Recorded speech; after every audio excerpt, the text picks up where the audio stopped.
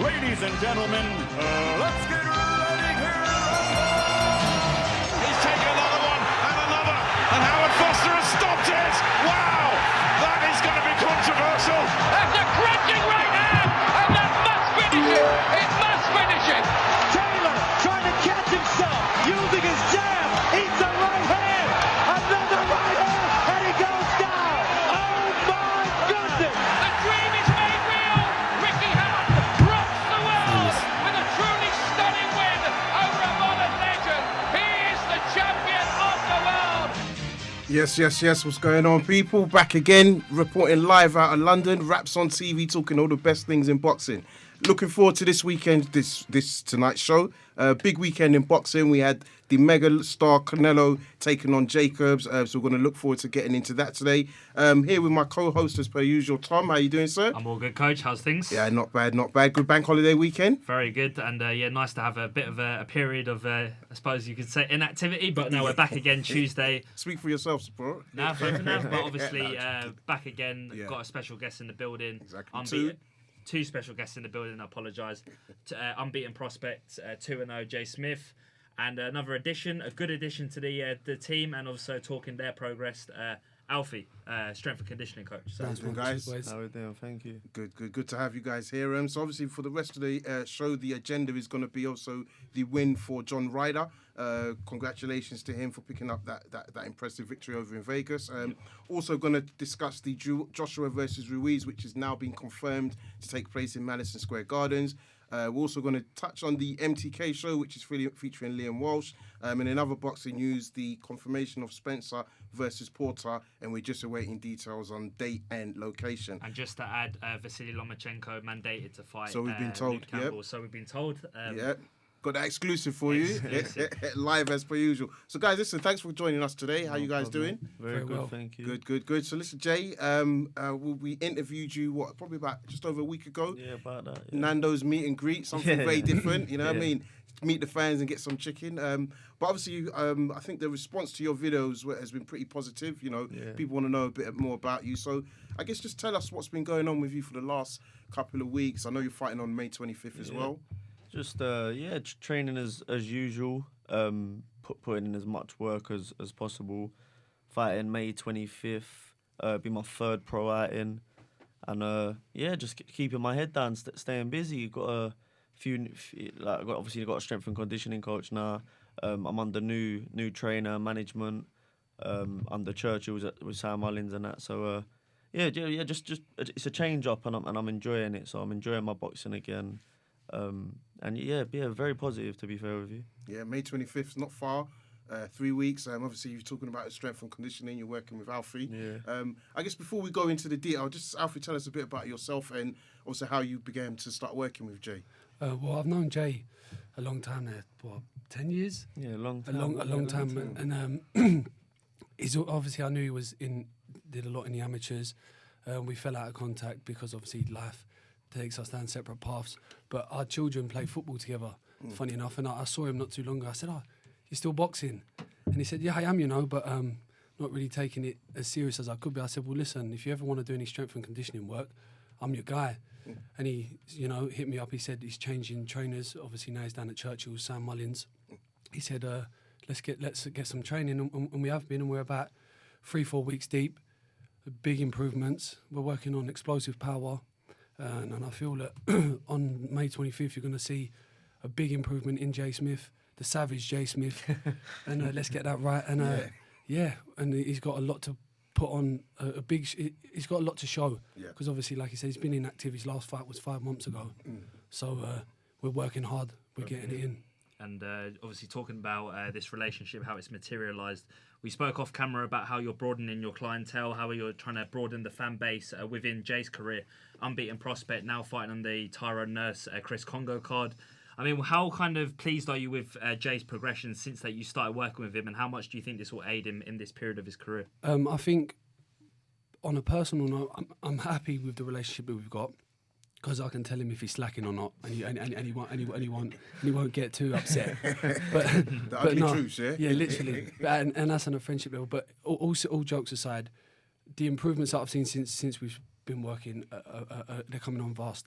and we're getting working 2-3 times a week, and I'm working on stuff that is for explosive power and for him, because he mentioned in his last interview on Raps TV, he likes coming forward, he does like a fight, so we do want to see some knockouts. Yeah. He is an unbeaten prospect, but let's not forget he is a prospect, and people want to see knockouts, and I believe that with the work that we're doing, the training that he's doing down at Churchill's, we will see knockouts. And I'll be honest, from the back of it, a lot of people have been showing love on the Instagram, Always Fit Official. I've been getting messages. I'm also working with Kian Thomas. I know you had him on the show not too long ago. I'm due to be working with him as well. Obviously, he's just come a bit late into the camp towards the 25th because he's also fighting on that. Due to be working with Chris Congo as well after the camp, and a lot of other people. Connor. Yeah, Connor Haynes, as well. Yeah. I'm not sure what his Instagram is. Yeah, it's the Clipper. The Clipper. Underscore, Something like that. But yeah, I'm going to be working with him. So yeah, just moving forward, looking to sort of open up my own sort of training facility to get pro fighters, whether it's boxing, MMA, any type of fight in public, children, anything really, just strength and conditioning, because I feel that that's a lot of people do miss that side of it in sports. Yeah. So, in the long run, obviously looking at his progress now, kind of navigating him the right route, the right path down in his career, looking at the prospects of fighting at the elite level, potentially maybe 5-6 years down the line for titles.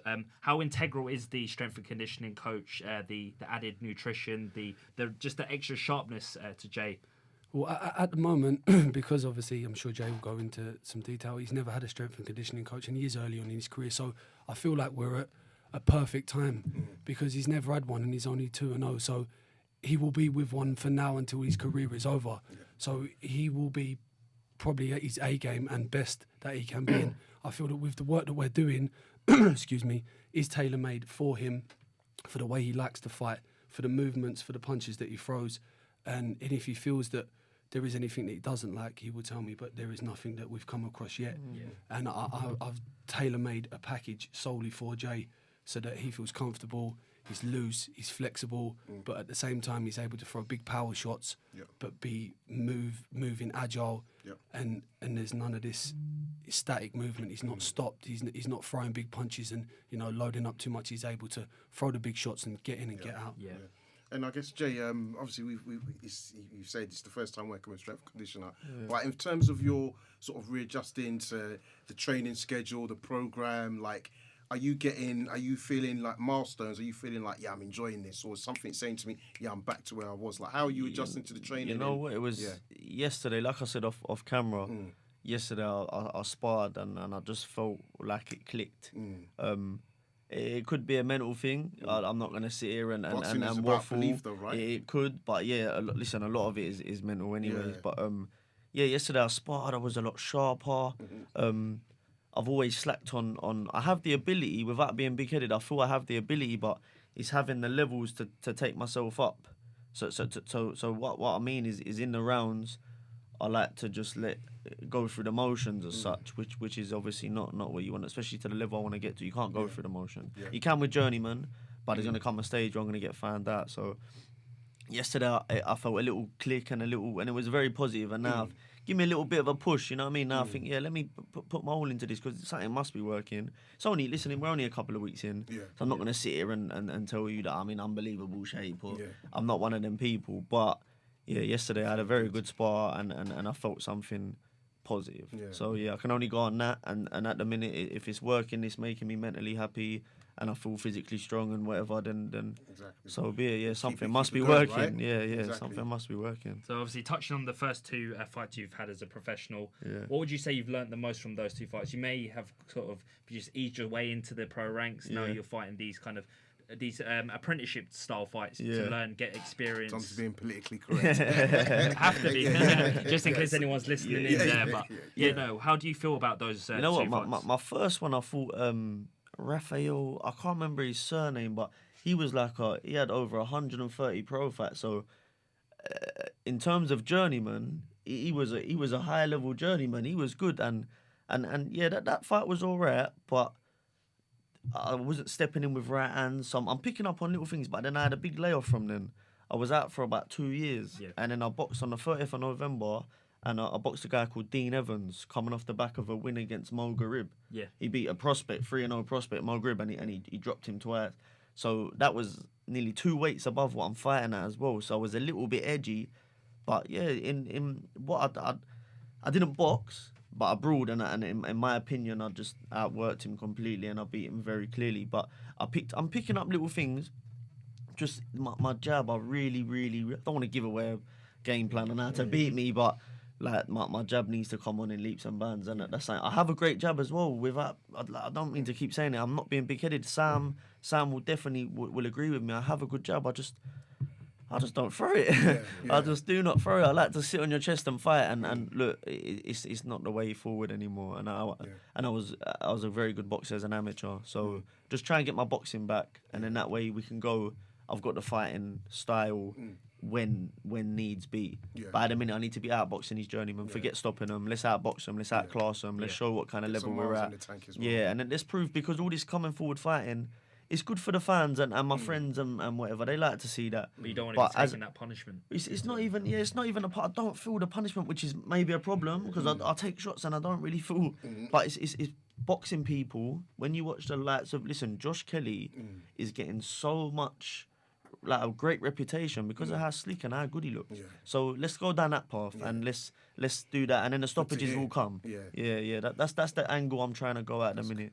And Sam's fully with me on that. And I mean, obviously, what you mentioned a couple of times, you said, you don't want to be big-headed, but I think, look, in my opinion, as a boxing fan, like watching it for years, all boxers have to think of themselves as the best. It doesn't mean you're gonna go out and say, nobody can beat me, But you have to have that mental, and you spoke about it being a mental game. I think that you should only keep doing that, like have that super belief in yourself, but be humble as you've been, right? As you've shown. Yeah, if I didn't think I was good enough, I've got 2 kids and I'm on the verge of having 2 businesses very soon. I wouldn't bother. Not financially, I'm okay. I'm not rich, you know what I mean? But I'm okay. I'm not in it for the money. But I wouldn't bother. I'd rather be at home with my kids having a cuddle and eating some shit, you know what I mean? I'd rather eat some chocolate. But on the mentality side of things, listen, I don't think, I'm very strong mentally. But then on the technical side of things, I mean, obviously, we've got a wider audience now. Like, tell us about your amateur background, the guys you've either you've trained with or you've sparred with, the competitions you've won at amateur level, like, recognised competitions. Yeah, it was started off. I was like 6-0. I had 6 fights, 6 wins. There was a lot of smoke blown up my ass. I felt anyway. First one I got to what did I do? Won the Haringays first. I beat Sam Cox. That was a bit of an upset, to be fair. Listen, he said he didn't think I won it, whatever. Listen, I got the decision at the end of the day. But that I got a little bit of recognition because of obviously his dad, and he was quite a good fighter at the time. I went on to, what did I go on? I won the novices. I beat Sammy Campbell, and then I went on to the junior ABA finals. I boxed in the Londons. I beat Conor Marsden. He's a very good prospect, up and coming at the minute. I beat him, and then I lost in the junior ABA finals to a kid called Ashley Shaw. I don't think he's boxing anymore, but I was completely. I wouldn't say completely outclassed, but he boxed very well that day, and I realised this, and there's levels to this, you know what I mean, and. So I took a step back. I then went straight in and I boxed Brendan Irving, but I wasn't meant to fight Brendan. I don't know if any of you know Brendan Irving. He's an Olympian. He's out in Northern Ireland, Belfast kind of way. Watch out for him. He's a very good fighter. I fought him when he was a kid. He was about 17. I was a few years above. I wasn't meant to fight him. I was meant to fight a kid that I'd already beat. So I took that literally on the day or the day before. I took that late notice. First round, I boxed brilliant. I thought I beat him in the first round. My tank was gone in the second, and I just got outpointed in the next 2 rounds. So I lost that one. I then left Fisher and went on to the Lynn with Sam. And we went straight into the ABAs. I boxed twice in the Londons, beat 2 good boys. I can't remember their names. There was one guy, whoever I boxed in the semis, he's a pro now. I'd love to remember his name. He was tough as old boots. Like, he was not playing. I think I was about 19 or something. He was very strong, this guy. And I won them 2 fights, become London champion. There's a picture of me and Chris on my Instagram. That's when we both won the Londons. I then went on and fought in the ABAs. You got up to they used to do like a 3-day scheme, and it was up at Echo Arena. Okay. And Liverpool. Yeah, Liverpool. And I drew Jack Bates, and he was the number 2 seed. Wow. I drew him in the quarterfinals. I could have done without it, to be fair. I'd like to have got a little win and then maybe box him in the semis. But yeah, I drew him, and I'd say it's gonna sound stupid, but I was a little bit of like starstruck. I'd been watching him where he was my weight, and he was the best at my weight. I just give him so much respect in there, and I'm not saying I'd have smashed him or nothing, but I give him way too much respect, and he was very clever. And I lost that one fair and square. Yeah, and that was it. I didn't get a call up. I had GB call ups previous. Was living a whole different kind of life and didn't want to bother with it. Ended up leaving the GB assessment. Wow. Literally, my life was, I was just on whatever. I had England trials for the Europeans, sparring good boys, and I was getting to a level where I didn't really want to box. I was a bit all over the place, and then knuckled down, and then ended up turning pro. When I didn't get the call up for the Jack Bates, and that's what I was getting at. Sorry, when I boxed him and I actually wanted the call up, and I never got it, I was very disheartened. And then that's when I said, let's box as a pro. Yeah, and you spoke about obviously being disheartened when you was in the Team GB and the assessment. I mean, are you able to touch on what was going through your mind or what was going on outside of boxing? It was, I think, do you know what? Thinking about it now, I think the weight. At the time, my coach, this was before Sam, he wanted me to do flyweight, and I just couldn't do it. Like I'm quite a big, I ain't massive, you know what I mean? But for the weight I was doing, I'm small in height, but my body type isn't tiny, and I think the weight was killing me. I think I had my son then, but I'm in a relationship still with the girl I was then, and I was banging love. Like I still am now, but at the time, listen, I was head over heels for this. I'm gonna get some brownie points for this one as well. I'm gonna make sure she listens. But I was head over heels for her at the time, and I just wanted a whole different life. I wanted money. Boxing wasn't paying no bills. I was scaffolding, earning £500 a week. So it was like that, and be with my missus. And she had a good family. I was around her family. We had a good. It was really nice, and I just wanted a different vibe on things. So that's the answer to your question. Literally. And to be fair, I don't think anyone can begrudge you, because no matter what in life, you've got to do what makes you happy. And the wet, but like a good, you know what I mean? But like a good environment, like saying chilling with the missus family. It can happen. But I think the main thing is, you now understood what kind of maybe took you away, and it's staying on path. You know what I mean? Listen, there was still other things. I'm not gonna I'm not giving the blame on her at all. But there was other things, but it was just that was just my main aspects. I didn't love boxing the way I loved my life outside of it at the time.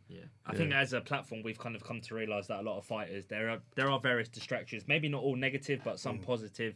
We've spoken to like unbeaten prospects like Liam Dillon, who still does scaffolding as a day job. He's around my weight. I think. It's a featherweight. So Southern area champion. That's it. And also then kind of just trying to balance that and create a balance. And as you were touching on there about Jack Bates, and obviously he's gone through the GB cycle with the likes of Peter McGrail, Pat McCormack, Luke McCormack, and those fighters. In a way, would you, like, if you were looking back on it, say maybe 5-10 years ago, maybe not with such a regret, but kind of disappointment in a way, would you have kind of liked to have gone through that Olympic cycle before turning professional, or are you satisfied the way you've made that transition? No, I'd love to. I'm gutted that I didn't turn. Listen, I wasn't offered a GB thing, but I was offered an assessment, and I was up there, so I was on the borderlines. You know what I mean? And I was gutted that I didn't stick it through, just because it's a lot harder for me. I'm known, if we're being brutally honest. I'm on small hall shows. My language, you having to lick arse to get somewhere in this game, which you know, and I won't sugarcoat it. That is how it is. You know what I mean? I need, listen, please come and watch me fight. Please buy a ticket. Fuck all that. You know what I mean? I'll be honest with you. It drives me mad. Like, there's people out there that they done a little bit as amateurs, and now they're blowing up on matchrooms and now if I got on a matchroom show, all my people are gonna be like, Jay's.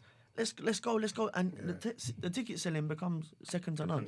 You ain't got to sell them. You don't have to do it. Because believe it or not, they're not coming to watch you. I'm going to be honest with anyone who's on them. They're coming to watch Joshua or the main card, but you're on that show, and they do want to see you, but it's an added thing on the small hall shows. Luckily, I'm on a show now where people want to see Chris too, and obviously, like I said last time, people know me and Chris together anyway, so that benefits me. But small hall shows are not normally a massive headline. I don't know if you'd agree with me Yeah, on that, no, but they're not, are they? I mean, they're not televised. I do think though you do get some good fights out of York. You get some of the best boxing. I'm always saying York from yeah. London, but yeah, exactly. You get some of the best fights on them small hall shows. It's unfortunate there's no one out there to televise them. Yeah. And the thing with York Hall, York Hall's famous. Let's be honest, everyone knows about York Hall. Everyone knows York. And I think if people dedicate themselves to watching boxing, I'm talking from a fan's perspective. Yeah. If you're going down to York Hall to watch boxing, you know what you're there for. Yes. You're a fan. You love boxing. Exactly. You'll sit at home. You'll say to the missus, "The boxing is on tonight. Yeah. I'm going to watch it." Do you know what I mean? So I think that the York Hall shows are. I think they need to be televised or live streamed or whatever it is because, like Jay said, all right, he didn't quite get there to the GB level or to the Olympic level. All right, cool, but he's 2-0. He's a good prospect. There's a lot. There's a lot of good prospects out there, not just Jay. But they're fighting at these shows and they're not getting the recognition they deserve. Yeah. And it's funny. I just wanted to touch on that because I totally agree with you, and I actually think we might start to see that a bit more, only because competition. There's so much. If you look at boxing now, like there's a card I was going to talk to you about on Friday, which is the Ultimate Boxer. Different concept. 8 guys fighting on one night. 50k is the prize, but then there's also opportunities to become like fighting on pro shows, right? Then you've got the MTK guys, they're doing a show at Brentwood. So I think after a while, maybe you're going to see like good matchups. And what's going to happen is there will be at least maybe 2 big shows at York Hall that get streamed. And I think that's the way because television is difficult with your advertising and all that expense, but there's a lot of behind the scenes. With the only thing I'd say touching on that is the numbers. Because now these fights, brilliant fights, and they don't get the same paychecks as the other guys because of this. And at the end of the day, let's be honest, people, money makes the world go around. You know what I mean? So like you're in a situation where people are saying, I don't want to take this certain fight because the payday ain't there when it will be. A few fights down the line on a televised show. So it's catch-22. But some fighters are taking it now. I can't lie. There's a few I'm seeing and they are taking it. So hats off to them for that. But they miss out on a payday, which is they lose.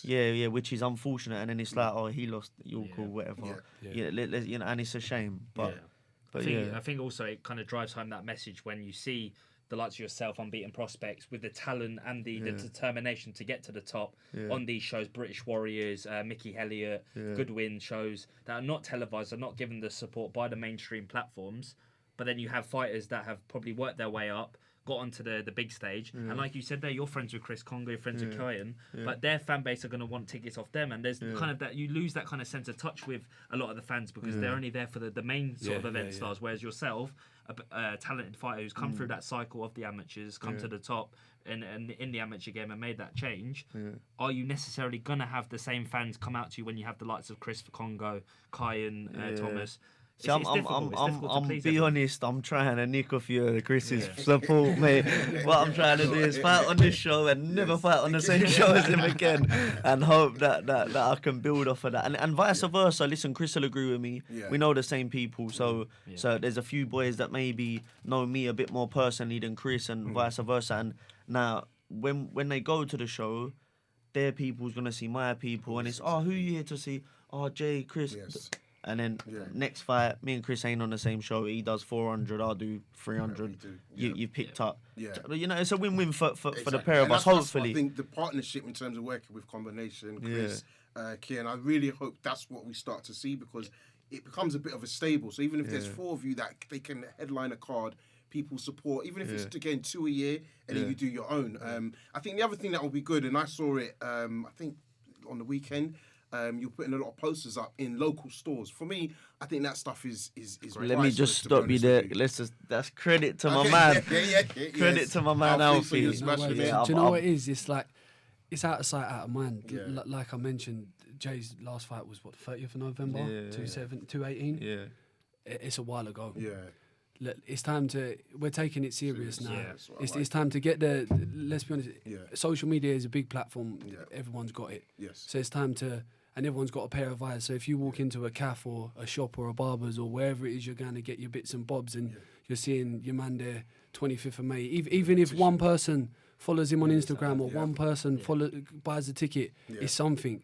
And it doesn't cost anything. I mean, do you know what I mean? My friend he printed the flyers for me because he sees it's local talent. He's a local boy as well. Do you know what I'm saying? It's all about helping each other. And listen, it will show on everyone on the 25th why they're there. Yeah. So and on that, let's get to the 25th. Do you know anything about your opponent yet? I do. Yeah, I'm fighting. I think his name's Edward Bajokland. Okay. Seen any tape? He's a Swedish guy. He's a southpaw. He's had 20 fights. He hasn't won a lot, let's be honest. You know what I mean? But he has never been stopped. He's durable. He's durable. He's quite strong. A bit of a gatekeeper in a sense. Yeah. So my intentions are to try and nick a stoppage. If we've got like I'm gonna box. Yes. Like Sam, he don't like me saying that. Yeah, I'm not going out there trying to take no one's head off. I'm finished with all that. But yeah, listen, if I nick a stoppage, it's a little bit of a statement, a little bit. You know what I mean? But yeah, it's just to get the ring rust out. We was gonna fight. Oh, what's his name? He's the Southern era, the flyweight champion. Nah, what's his name for him? Conor Marsden fought him in his first fight. Very durable Southern era. He's now gone down the journeyman route, but he was very durable. Won the Southern era a few times. His name had come to me, but So we was many gonna names, fight him, but there was a little weight difference. I think that'll be a fight at a later date. So he's a durable, good opponent. A little bit of a step up. But yeah, what weight will this fight be at? Because I mean, are you looking to bring? This the weight is super down? feather. So this is super feather. And then I'm gonna come down to feather. And on the interview, I felt like I'd struggle. Yeah. My training regime now with a in the gym with Alfie, the weight is flying off, and I'm not. I'm watching what I eat, but I just eat healthy. Yeah. I don't starve. I'm not sitting there. We'll have this conversation a week before the fight and see if that's the same case. But so far the weight's flying off. So and obviously like super featherweight at the moment on the domestic scenes broadening. We've obviously got Martin J. Ward, top of the tree, European champion. We've also got James Tennyson. Those kind of fighters. You talking about this opponent from Sweden, very durable. Are you going to be looking to possibly systematically break him down to the body, or will it just be kind of waiting for the punch? I need to. What I'm trying to work on is the tap and then let the big shot go. At the minute, I'm very stiff. I don't mean to be negative all the time, you know, but I'm honest. I don't want to see it like I'm stiff and everything's I'm trying to knock everyone out, and that ain't how you knock people out. It isn't a street fight, but we're not here to have a street fight. It's you know what I mean. There's a science behind it, right? Yeah, and you know what? A lot of you, like your boys and whatever, what they don't understand is when you fight someone so negative, like the journeyman, a lot of them are quite negative, and it's so hard to stop. If me and you have a terror and you come towards me, and then I put one on you, possibly you're gonna go. But if you're just hands up, taking back steps on the ropes, covering up, you have to cut the ring it's off so hard to. And I'll try my best. You watch my fights, and I promise you, all I want to do is knock people out and stop them. I call myself the Savage because I think I do fight, and I think I'm quite brutal. It's not showing on my record, but I do believe that. But yeah, you've got time to come though, anyway. Bro. Yeah, like I know. Right, but like systematically, what you're saying, that's what I'm trying to work on. So, but I want to look slick in this one. I'm going to try and if I don't get a stoppage, but I completely outbox him, which I should do anyway. And I look clever doing it, I'll be over the moon. And it's the subtle things, right? It's like you said, it's the movement, like slipping your head with the head. It's just making sure that you've got the range under control as well. So again, I think sometimes everyone is like at the sides of the ring. They're like, oh, knock out, knock him out, throw this left. But it is the subtle things when you're working your way back into the game. Like you want to see the positives. Alfie and your coach Sam will want to see it. So looking forward to Saturday, 25th of May. Listen, we're gonna move on. I wanted to talk about where people can get tickets. Your Instagrams, like all of that. Let it be known. It's J Smith Boxer. You can shout me direct. Churchill's Gym. Sam_boxing, my coach. Alfie, Always Fit Official. Combo Nation. Chris Congo to a certain degree again. Just get at me, man. I'm not hard to find in Bermondsey, man. Pop down Jamaica Road, I say. You see me somewhere. And Alfie, last word from you. I mean, where do you see this man going in the sport? Let's not get too ahead of ourselves, but this year, this year, let's get some fights in, get the ring rust off. Let's get in good shape. And get the ranking up. Hopefully, we'll try to get top 20 by the end of the year. You know, with a few good wins, a few good stops. It's a good target. Chase the Southern area and British maybe next year. Good realistic target. So like I said, all the best on the 25th. We're going to see you there. And look forward to watching your show. Best of luck. But we're going to move on, guys. Obviously, the big, huge fight on the weekend. Saul Canelo Alvarez took on Daniel Jacobs for, I want to say it's a WBA.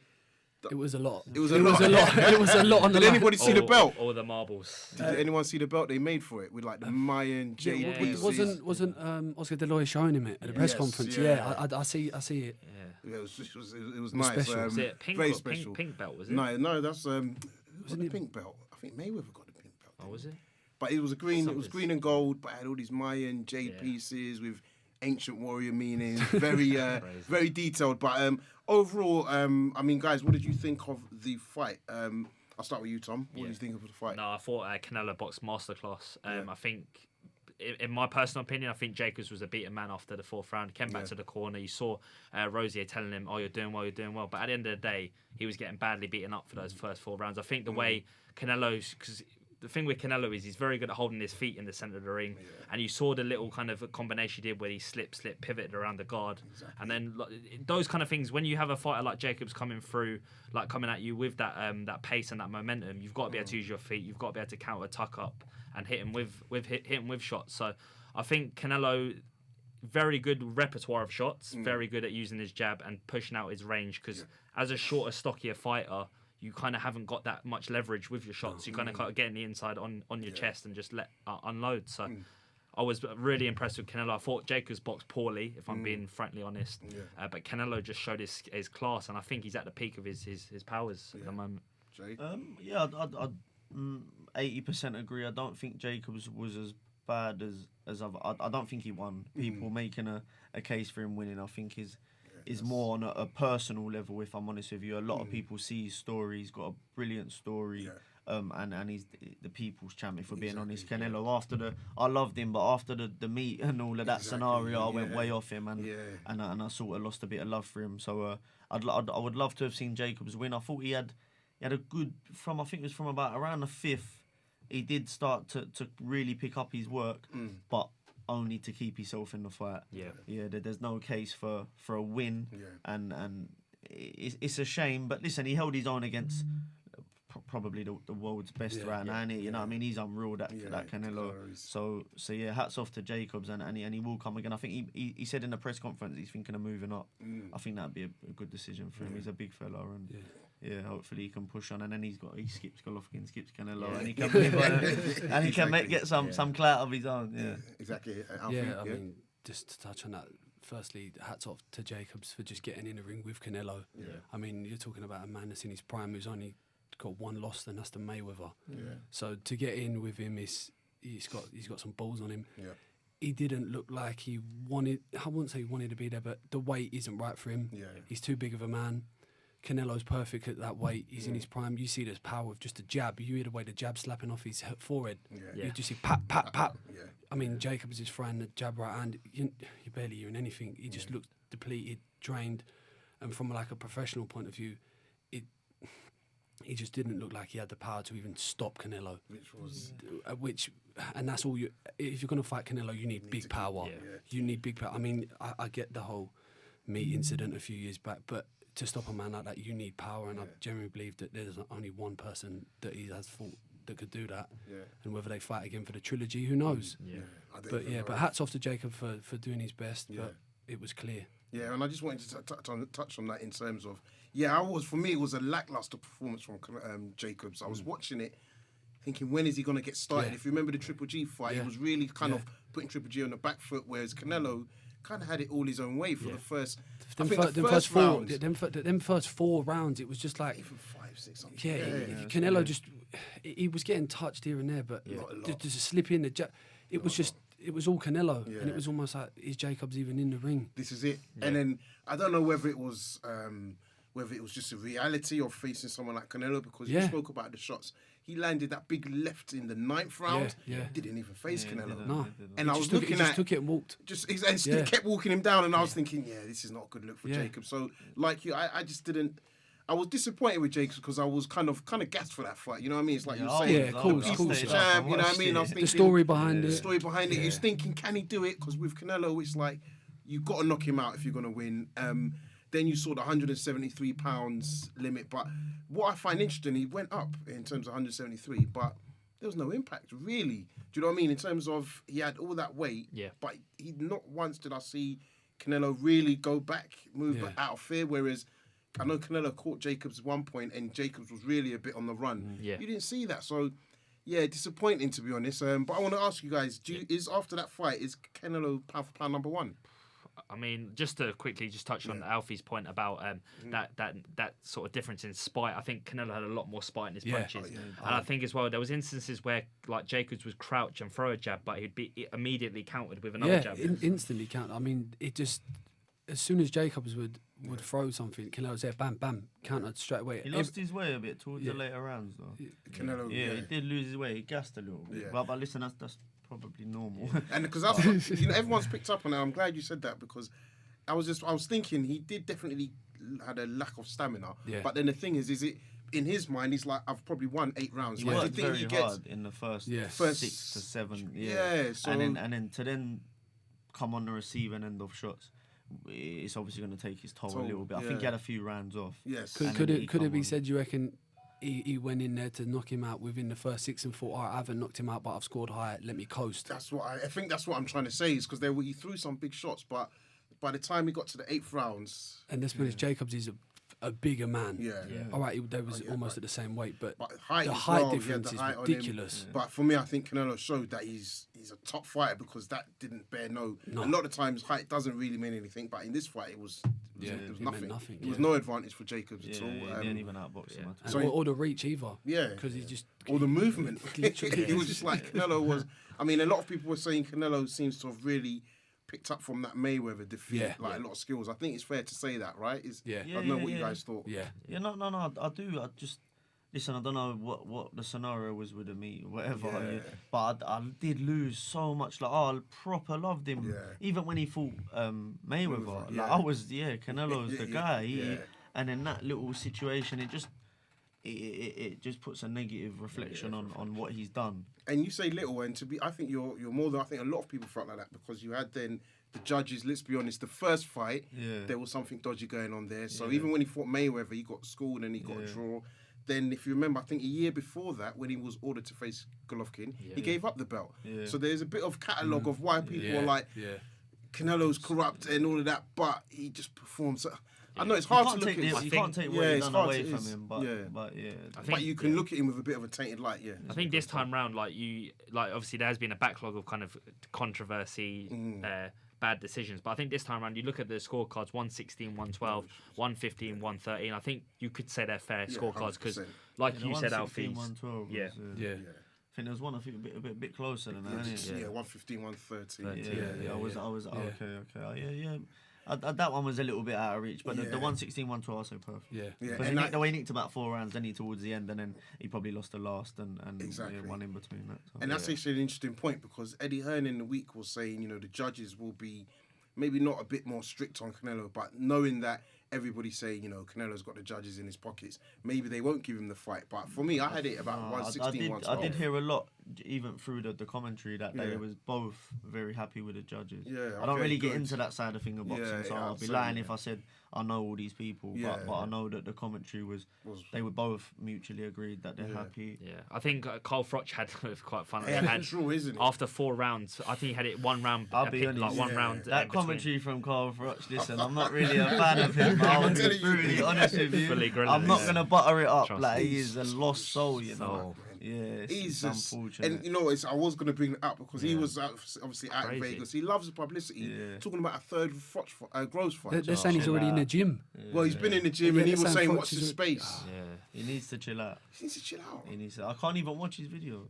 All he says is the Groves thing. Listen, I won't lie on these. I don't care. You want to be honest. Yeah, want him to be honest. Listen, he's living off it. Like, I watched one interview. The worst one was the one with Mayweather, and he was having a chat with Mayweather, and he said, "Well, yeah, when I knocked Groves out in front of Eva," and I thought, like, bro, have you really just said that? You step into Mayweather, have you really just said that? And listen, Groves, from what I see of him, he's a nice man. He's retired now. I think he's got 2 kids or something.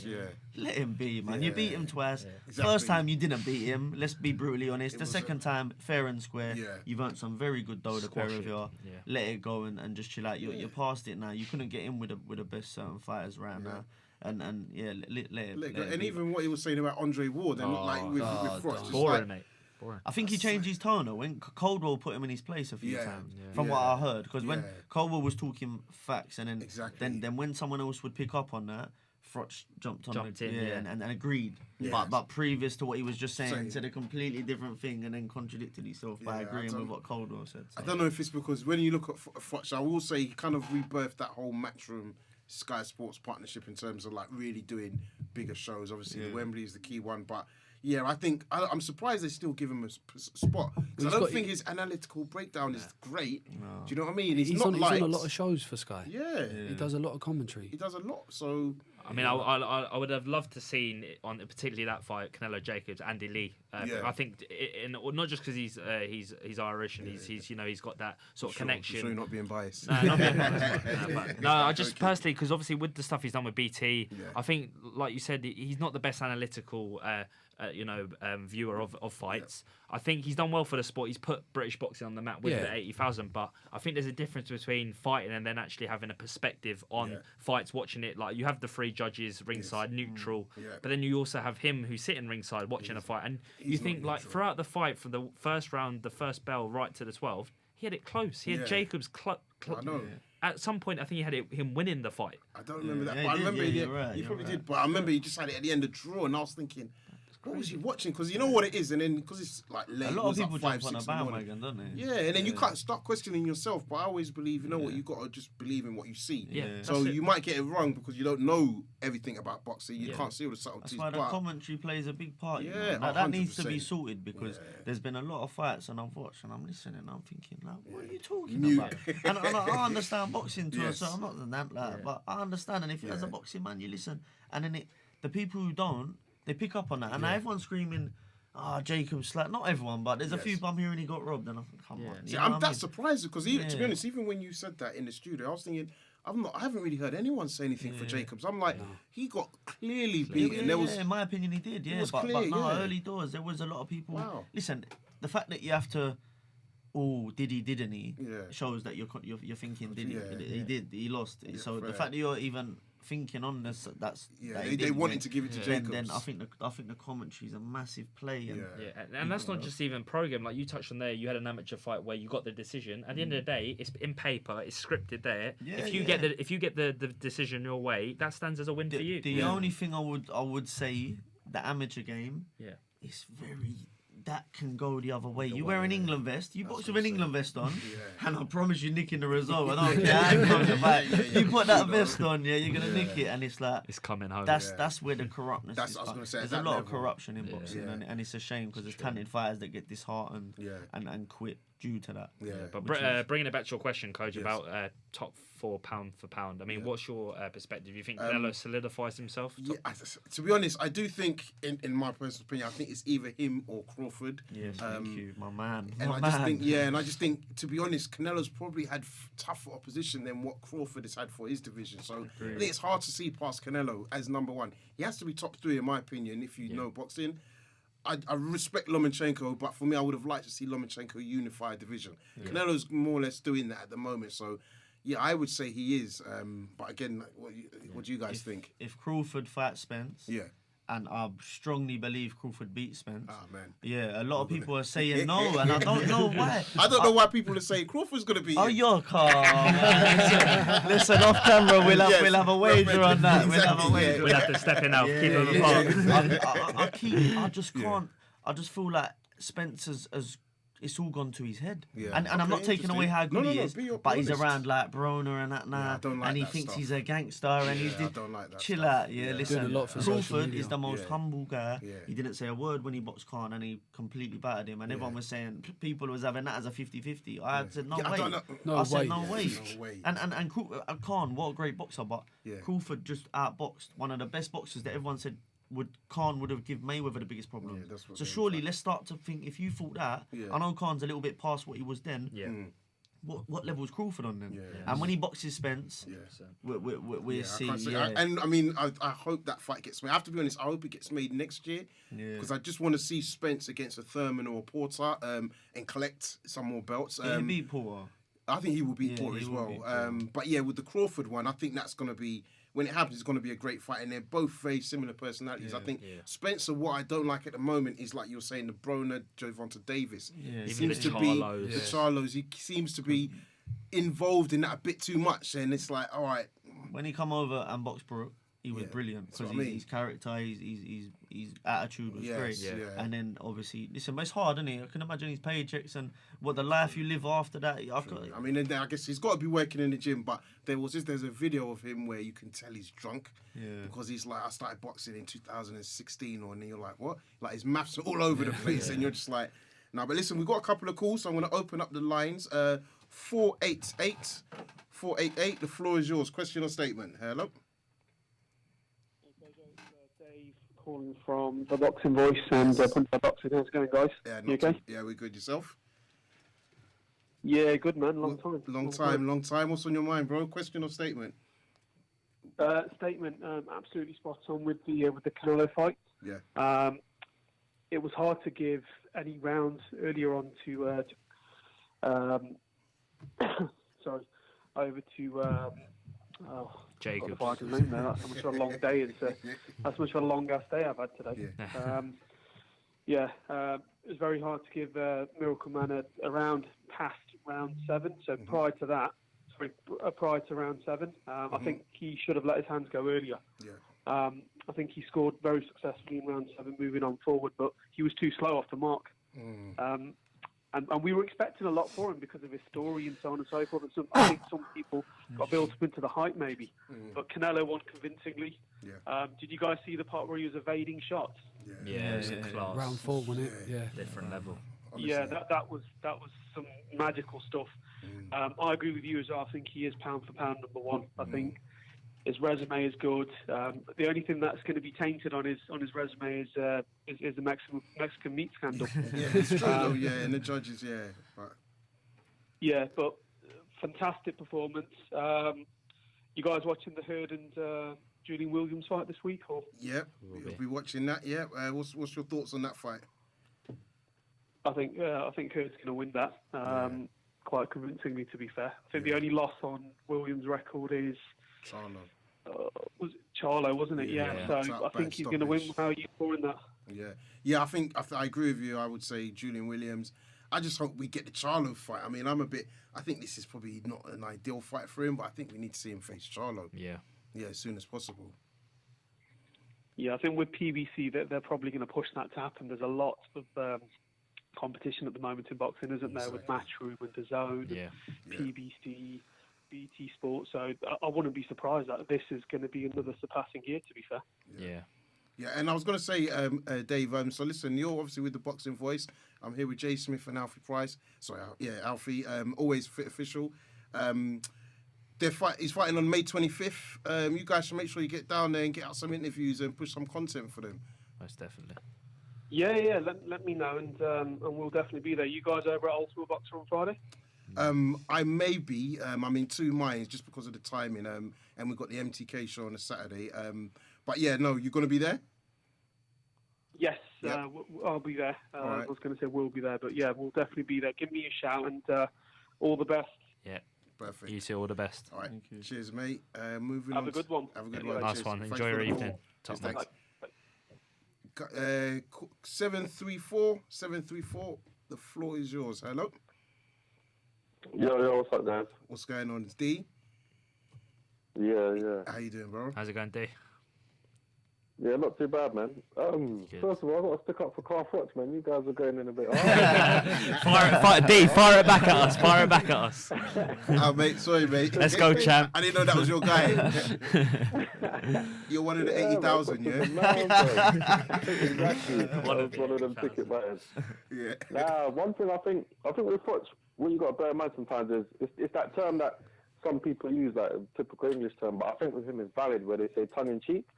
Sometimes I think he is just kind of joking about, and sometimes I think he's serious, but I just find him quite funny. To be honest with you, I like the fact that a lot of times he speaks his mind. Like, sometimes I've seen him going against Matchroom and AJ, etc., and he's on the Sky Sports team. So I just think with Fox, like, he always speaks his mind. He always kind of just calls it how he sees it. I don't think he kind of aligns himself with business partners or whatever's the right thing to say. So I kind of like the things that Froch says. Yeah. That was the first thing that was in my head, really. And D, obviously, with a massive fight like this, do you kind of understand though the perspective of fans watching a Canelo Jacobs fight or a Wilder Fury fight, to have people on the panel that are neutral and that have got an honest opinion of fights, whether it be tongue or cheek, that Froch sometimes comes out with? I guess I think in general, for the casuals especially, the pundits, they can be influential with the things that they say. They can lead people in various different directions. Yeah. Not much we can do about that, because I guess even when you look at, for example, just any fight, you've got your three judges. Their take is subjective. There's a lot of fights we watch where the judges, how they call it is not how the majority will see it. So everyone's going to have an opinion whether they like it or not with boxing. So I guess you can only take on board so much of what the pundits say in general. Yeah. But I think he just kind of tries to have a little bit of a laugh, but he just comes across like he's being serious. Yeah. As for the fight itself, anyway, I think it was a bit of a snooze fest, wasn't it? Let's be honest. Yeah. A bit of a snooze fest. For fuck's sake. It went through quite a lot to watch that damn fight. I fell asleep after, I think, round 9 or 10. My friend woke me up. Robert was like, yeah, it's over, bro. Canelo won. I was like, what do you mean? Let's wait and see whose hand gets raised. He's like, nah, I've already did it. It's over. It's done. That man was out for the count. Yeah. I mean, so watch it back again. In terms of a pound for pound, would you say Canelo? Would you put him up there? Yeah, you guys made some solid points there. I think every point was valid as far as, in a way you've got to put him up there, but then he's tainted because of the tainted meat that he ate. So, skill-wise, he should definitely be up there, especially competition he's had, but he's still got that stigma, as well as the first Triple G fight was a bit questionable, but whether he won or lost, he still fought sturdy competition, as opposed to Lomachenko. I mean, his best name on Lomachenko's record was someone that came up from 2-weight division. Yeah, Gary Russell Jr. Yeah, so pound for pound, I don't really pay much attention to pound for pound, to be honest, nowadays, because there's so many variables. Even with the Crawford Spence scenario, they're split between ESPN and Al Heyman and all this rubbish. So it's hard to really just gauge the truth. Yeah, the politics gets in the way of just seeing who truly is the best, Yeah. And then the time where you had, when I first really heard about pound for pound was Roy Jones Jr. And those days it was not disputed. Then you had Mayweather Pacquiao, not really disputed. Now I think it's just a little bit all over the place. Yeah, it's true. It's down to everyone's individual sort of preferences, right? Yeah, definitely. Yeah, it's kind of fragmented now. Definitely. It's cool. Yeah. No, at least I appreciate that, D. So listen, we're going to move on, but I appreciate you calling in, and speak to you soon. Thanks a lot, D. Appreciate this. Yeah, no doubt. All right, take care. Cheers, no worries. Bye. Yeah, so guys, we're going to move on. So we've got Joshua versus Ruiz now confirmed, June the 1st. What's your thoughts on that as a matchup, as a fight? Yeah, we've just gone from one tainted scandal to another tainted scandal. Got Jarrell Big Baby Miller in the law books, the law firms. Them cheeseburgers. They got something in them. Added Mexican meat plus and the ketchup. It's all a bit of a madness. But no, I think Ruiz is going to come and fight. He seems like a very genuine family man. Yeah. You can't wish anyone bad if they're doing well for themselves. What's he getting? Maybe 5-6 mil for this fight plus TV rights. So I think in terms of that topic of endurance, durability, I think Ruiz is up there, because I think if you look at it, when you see a 300-pound man throwing that many shots, there's got to be something going on there. No disrespect to him in hindsight. But yeah, I agree with you. Yeah. But Miller, you can't obviously knock at a man when he's down. He's obviously we can. do whatever then, innit? If you want to, you're banned for life then.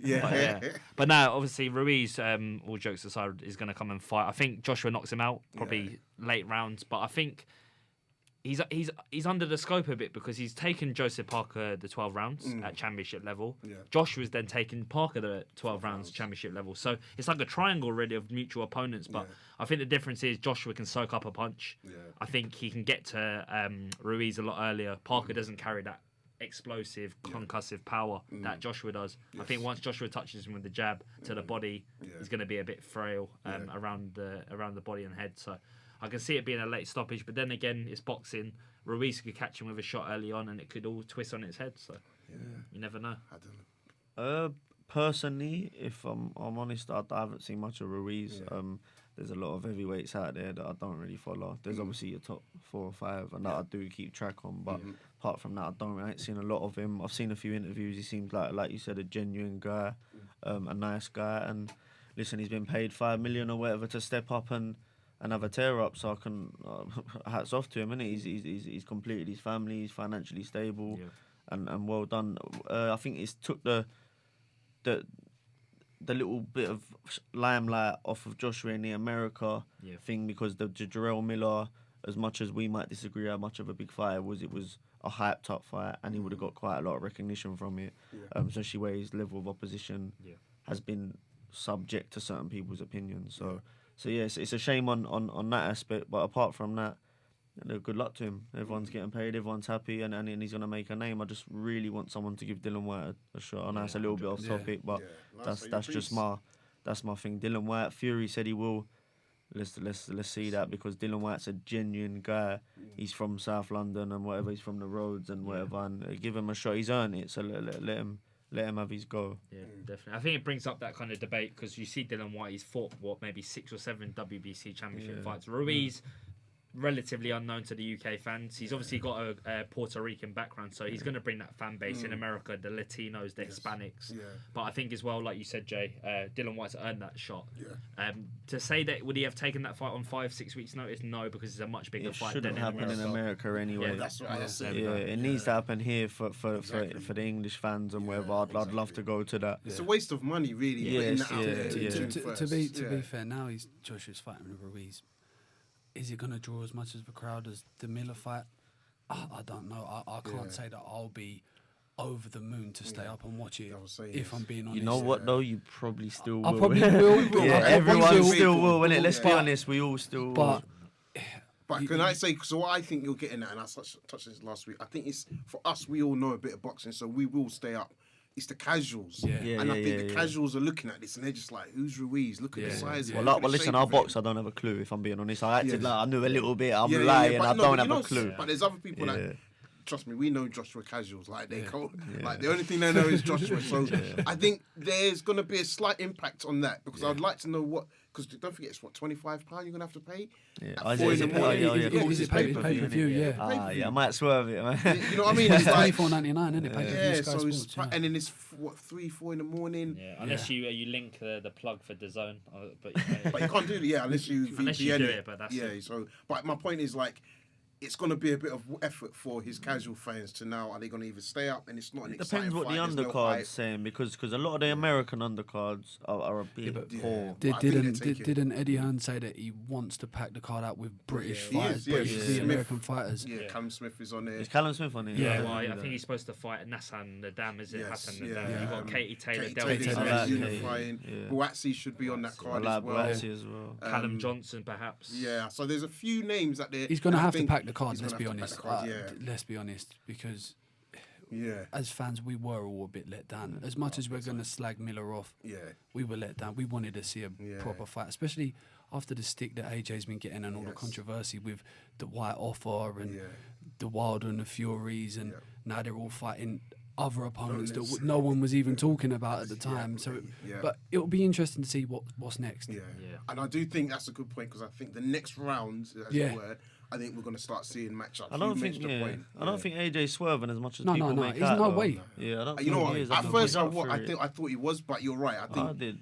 In the last year, I've kind of looked at it and thought, no, because he just wouldn't say enough. You know what it was with me? He just wouldn't call people out. And I was just saying, like... but right, and all that's healthy to have sometimes. Because all this, a lot of people shout people like, let's fight. And then they fight, and it's... And it's, come on. It's all mouth. It's a lot of his mouth, and then the fight is gassed up, and they've got paid, and we watched it, and we thought it was disappointing.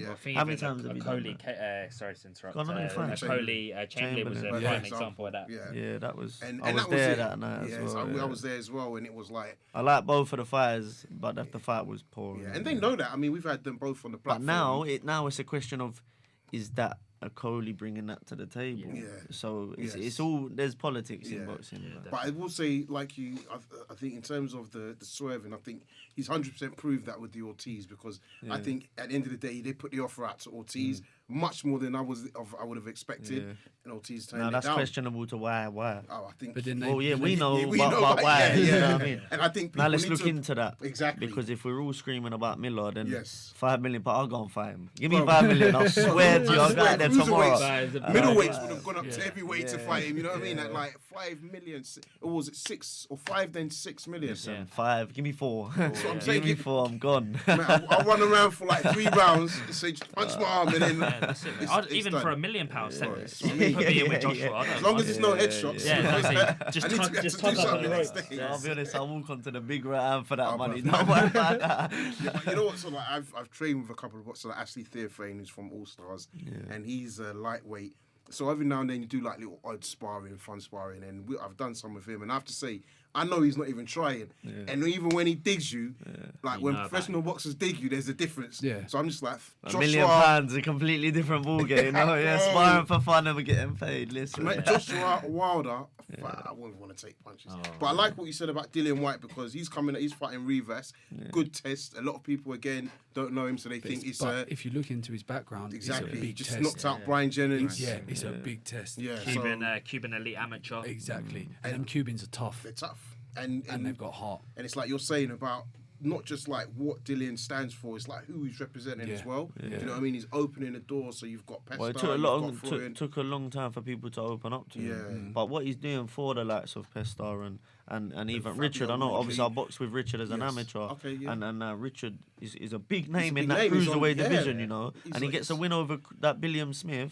He is very, very highly ranked. So and he's only early on in his obviously career as well. that's coming off from his own ability, but obviously the platform come from Dillian Whyte. So what he's doing for the boys around him, hats off to him. A lot of people. Pitts is another one. Yeah, he's fighting. So he's fighting on this Ultimate Boxer. So for you guys, just as a reference, it's called Ultimate Boxer. It's at the O2 on Friday. And it's literally it's a middleweight, this one, I think. Yeah, because you got Taylor Jones. He was supposed to fight Linus Udofia for the Southern area. He's gone up now. So he's in this competition. I think the white guy would. Long hair. He fought a couple of York Hall shows as well.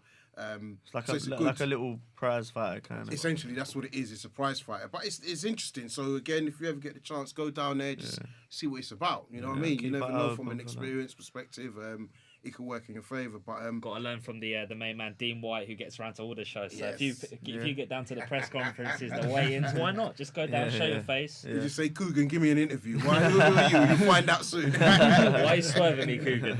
Exactly. But listen, guys, really appreciate you guys coming on the show today. It's been really good. Good to talk boxing and just find out about yourself. Thank you for having me on there. Like I said, just off camera, I appreciate it. Not a lot of people give that exposure, so let me just big you lot up because I'm a no one in terms, and you bring me on here. So thank you. Well, you've got a story. We're about boxing. We want to hear boxing stories. So listen, good luck on the 25th. Hopefully you'll come back once you get that victory as well. About that. Hopefully you'll come back. You won't ignore us on the street. But before we go, just shout out your social medias for both of you or anybody else. Yeah, same again. J Smith Boxer at Churchill's Gym. Sam_boxing. My guy, always fit official, big himself up, but him as well. And one little shout out from Modern Day Gladiators. They're like a boxing fan page, and keep getting shut down on Instagram. It's a friend of mine, and he does a lot for local fighters in like the Bermondsey, Woolworth area. So if anyone can give him a little follow out, he's trying. He's low level, but he's really trying. Tell him if he wants a correspondence slot, he can always call in and give us the latest updates. Thank you very much. Fighters, I'll pass that on. Good. Alfie, respect. But just J Smith Boxer. Raps on TV, let's not forget. Thank you for having us. Made me look bad. Or just always fit official, Combo Nation, and we'll look forward to being on here again and seeing you on the 25th. Thanks for having us. Wish you all the best for the remainder of camp, and hopefully, fingers crossed, we'll be seeing a few belts soon. Some strap season. That's the very plan, soon, man. very soon. So listen, guys, thank you again for listening and the callers. Those in the future, you know the number to call will always be 01506 243 403. Instagram, Facebook, YouTube, Raps on TV, all of that. And we're out, guys. Ladies and gentlemen,